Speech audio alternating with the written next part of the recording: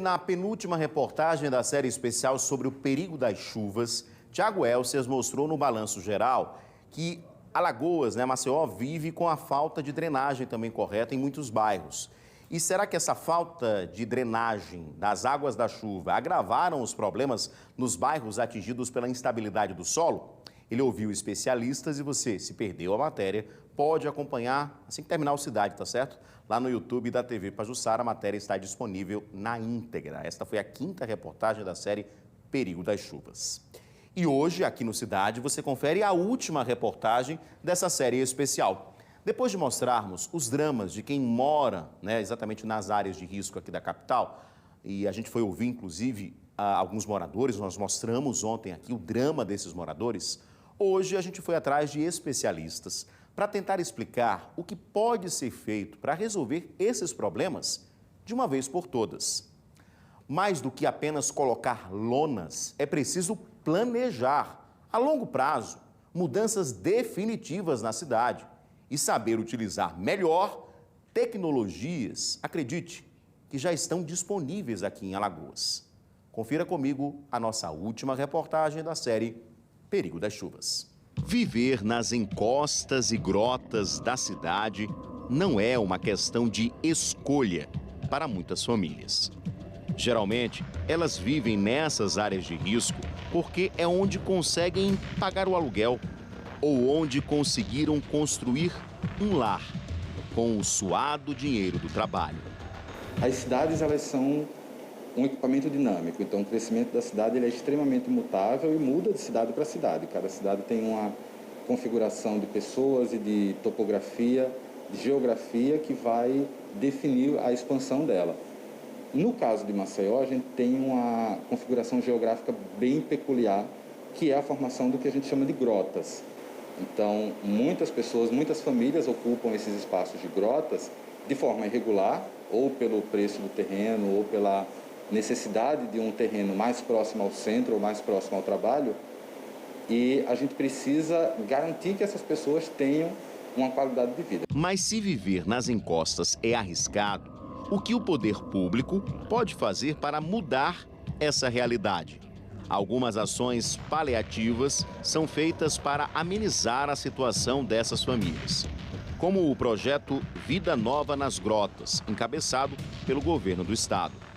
O Conselho, junto com o governo e com a ONU Habitat, tem atuado no programa Vida Nova nas Grotas e agora, nos últimos 2 anos, a gente já está trabalhando com as edificações em si, com o que a gente chama de melhorias da porta para dentro, e não somente o projeto começou promovendo melhorias na acessibilidade, nos equipamentos coletivos, e agora a gente já está nos equipamentos individuais. Mas o presidente do Conselho de Arquitetura e Urbanismo de Alagoas explica que as soluções definitivas precisam de tempo e não podem ser feitas do dia para a noite. Qualquer transformação urbana que é pensada para qualquer município, ela é uma ação a longo prazo. Não dá para se pensar em transformar do dia para a noite ou, vamos dizer, em uma gestão só política, porque uma gestão dura 4 anos e a transformação espacial de uma cidade ela é contínua. Então precisa de uma ação do poder público para garantir ou que essas habitações que hoje existem tenham uma qualidade espacial satisfatória, ou promover, a gente já tem exemplos em outros municípios em que o poder público promove a construção de novas edificações, sejam verticais ou conjuntos habitacionais horizontais, para a remoção dessa população da área de risco. O plano diretor da cidade, atualizado pela Câmara de Vereadores de Maceió, é um indicativo dessa mudança, mas ele está atrasado há pelo menos 6 anos. Esse plano diretor ele vai definir dentro de um município como serão as áreas de expansão, para onde a cidade vai crescer e como ela vai se organizar geográfica e politicamente. O uso e ocupação do solo é definido também pelo plano diretor.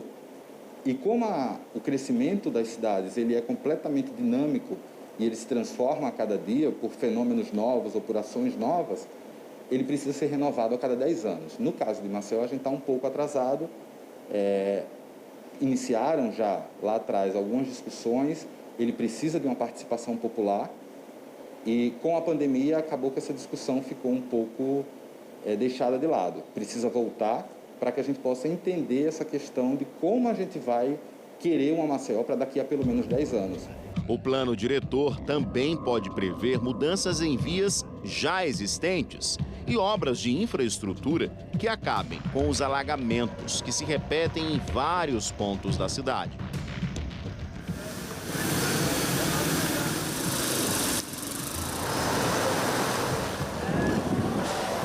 Mas se essas mudanças estruturais vão demorar muito tempo para acontecer, o que pode ser feito agora para diminuir o risco dessas tragédias que acontecem todos os anos? A previsão do tempo pode ajudar e muito. Esse daqui é o radar meteorológico da Universidade Federal de Alagoas, que faz parte de uma rede nacional de radares chamada CEMADEM. A cada 10 minutos sai informação atualizada sobre o tempo, sobre a chegada de chuva, sobre o volume que cai em cada área. São quase 400 quilômetros de abrangência. As informações que saem daqui podem salvar vidas. Esse radar surgiu a partir de um projeto de pesquisa, do professor Ricardo Tenório. E aí foi instalado o radar em 2002, E aí ele ficou em operação, era um radar mais antigo, banda C, ficou em operação até 2011, parou um tempo e aí teve a atualização com essa rede do CEMADEM, tá? E aí é um radar hoje banda S, que ele tem um alcance radial de 400 quilômetros, tá?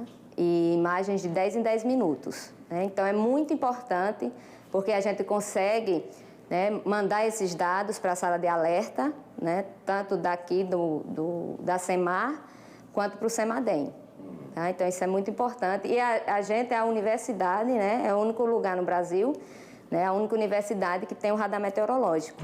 Com tanta tecnologia de última geração aqui, tão pertinho, como a meteorologia pode ajudar a prevenir desastres, como aquele que matou o pequeno Benjamin, ou evitar o alagamento de vias, que acontecem todos os anos. O professor André Santos explica. As pessoas no Brasil não costumam confiar tanto na meteorologia. E com radar, a gente não tem esse problema, porque o radar está vendo chuva. Então, o radar ele tem uma assertiva de 100%. Você está vendo onde está chovendo. O detalhe aí é você saber interpretar a imagem do radar para ver se aquela chuva está chegando em cima de você, a quantidade, E aí você fazer um prognóstico daquela chuva, se vai acontecer em cima de você, o quanto vai cair. E aí, nas áreas de risco, isso é fundamental. Porque se você tem limiares, como hoje em dia existe no Pinheiro e no Mutange, de precipitação, horário e acumulado de 24 horas, você precisa saber o quanto choveu durante aquele dia e o quanto de chuva ainda tem por vir. Então, o radar, ele fica medindo a chuva em 400 km de raio e à medida que essa chuva entra nesse raio de alcance do radar, a gente já consegue fazer um prognóstico, uma previsão que a gente chama de curto prazo, que pode anteceder a chuva em 8 horas, 6, 2 horas, e aí você tem um tempo hábil para a sala de alerta emitir os alertas para as defesas civis e aí o pessoal tirar o pessoal dessas áreas de risco. Então você pode ter tanto informação do deslocamento da chuva quanto do acumulado de chuva. As informações fornecidas pelo radar da UFAL já abastecem o Sistema Nacional e chegam às telas da sala de alerta da Defesa Civil de Maceió. Mas o professor explica que muito mais pode ser feito.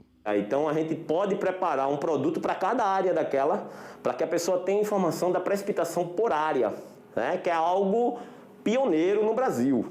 Você ter a precipitação por área é algo muito direcionado. Então você tem um tipo de informação que consegue atender a população da forma mais, digamos, correta, que é você ter o quanto choveu, nos últimos minutos ou nas últimas horas, para que a sala de alerta possa emitir os alertas mais precisos.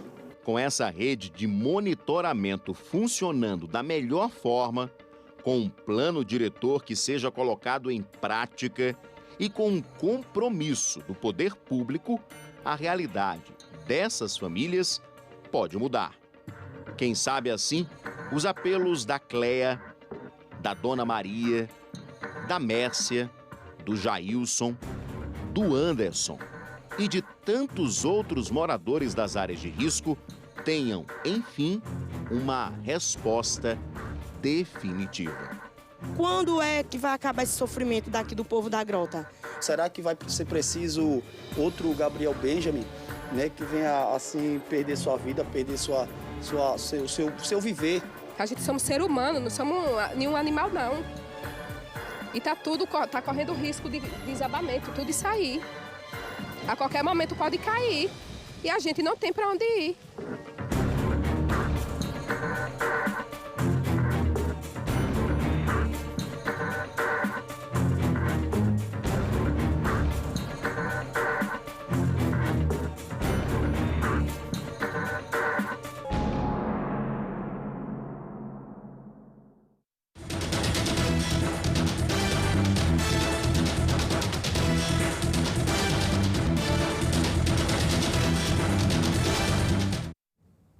Muitas perguntas que merecem resposta, né? Essas pessoas não podem ser ignoradas. Elas existem, elas sofrem. E cada vez que chove, elas não conseguem dormir. Em relação ao plano diretor de Maceió, a assessoria de comunicação da Câmara de Vereadores informou que as discussões sobre o plano ocorrerão com a retomada dos trabalhos após o recesso, dia 2 de agosto. Está atrasado aí pelo menos 8 anos. Já sobre o aluguel social dos moradores da Grota Santa Helena, que nós mostramos ontem, um aluguel social de R$ 250. A Secretaria de Assistência Social de Maceió informou que as famílias que deram entrada no auxílio moradia e que ainda não receberam devem entrar em contato com o Centro de Atendimento Socioassistencial, CASA, ou ir até a unidade da Secretaria, para verificar se o benefício já foi liberado ou se existe alguma pendência na documentação. A Secretaria reforça que segue dando celeridade aos processos de concessão do auxílio moradia para que as famílias sejam atendidas o mais rápido possível. Esse local, o CASA, chamado CASA, fica na Avenida Amazonas, número 90, no bairro do Prado, em frente à Praça da Faculdade. O atendimento na unidade é de segunda a sexta, das 7 da manhã às 3 da tarde, e o telefone de contato é o 3312-5926. Espero que você que nos acompanhou nessa série especial desde segunda-feira tenha pensado um pouco na situação dessas famílias. E a ideia de trazer esta série, tanto no Balanço Geral como aqui no Cidade Alerta, foi de fazer pensar, de que a gente possa exercer essa dificuldade. Eu volto àquela pergunta que eu tinha feito na segunda-feira, antes da gente começar a exibir a série. Vamos tentar nos colocar no lugar destas pessoas que moram nessas áreas de risco. Moram porque é onde conseguem morar, é onde conseguem pagar o aluguel, é onde conseguiram construir a sua casa com muito sacrifício. Não ganharam nada de herança, não ganharam nenhum prêmio na loteria. É lá onde eles podem morar. É lá onde eles podem proteger os seus filhos. Mas que quando chove, todos estão desprotegidos. Que a gente possa fazer esse exercício de nos colocar no lugar do outro, o exercício da empatia. E que os nossos governantes de todas as esferas possam pensar nessas pessoas, não só no momento de pedir voto. O vereador que desceu a Grota para pedir voto esqueceu de analisar o plano diretor, que pode mudar a vida dessas pessoas. O prefeito que desceu a Grota para pedir voto esqueceu de dar agilidade, a celeridade. Tudo isso a gente tem que continuar cobrando de todos os políticos. Você viu hoje, inclusive, aqui, o problema não é de hoje, não foi de ontem, foi de muito tempo, de vários governos. E nós, como eleitores, devemos cobrar que os nossos políticos, nós que votamos de 4 em 4 anos para vereador e para prefeito, mas de 2 em 2 anos a gente está lá votando. Somos obrigados, não é? Então temos que cobrar também que eles façam o que devem fazer e não olhar apenas para o próprio umbigo. 7h11, você pode ver